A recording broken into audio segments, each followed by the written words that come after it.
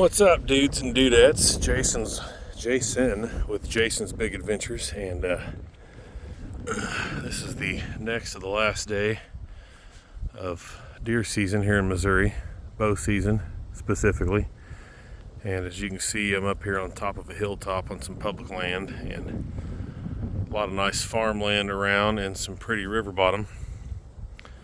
I'm headed back to the truck to go to the house for a couple hours, eat some lunch. I did not see anything today, but the point of the video is things I've learned this year after years and years of hunting, and not avid hunting, just once in a while. But I've never been much on scouting. I always just go in, hunt, and hope for the best. But here's what I've learned the last couple weeks. It's worth scouting. I just walked from way back off that way and all the way around up here to the north, and then come up this huge hill here and back off over there where the river runs on the east border of this public land. I got down in there, and I only got up and walked today because I got cold. I was sitting back up in that stretch of woods there earlier this morning where I had spooked some doe the other day and thought I'd sit there this morning and see if anything come through. And I finally got cold. It's in the mid-30s right now, and I don't know if you can hear the wind, but the wind's out of the north at like 20 miles per hour, pretty steady.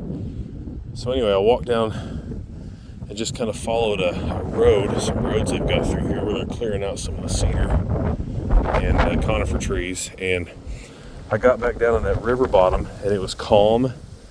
And it was like Grand Central Station. There were fresh deer tracks everywhere, and I come across two pretty prominent scrapes, and just a lot of good stuff. So I've gathered a lot of intel just getting up and walking around. I found some other good trails throughout this property, several kind of cedar thickets with trails leading in and out, a whole bunch of destroyed hedge apples in one area, and I found a real thick area where they've been cutting some of these cedars down. It looks like it's an old area they've cut and cleared, and there were a couple of good rubs in there. So I'm going to come back this afternoon and go down, and I found some brush that's kind of been pushed up against a couple of trees in that lower river bottom area. And I've got a Millennium tree seat with me because I've never stand hunted before, and I don't have a stand. And then I'm going to put it up against one of the trees and see what walks through this afternoon around those scrapes. Catch you later.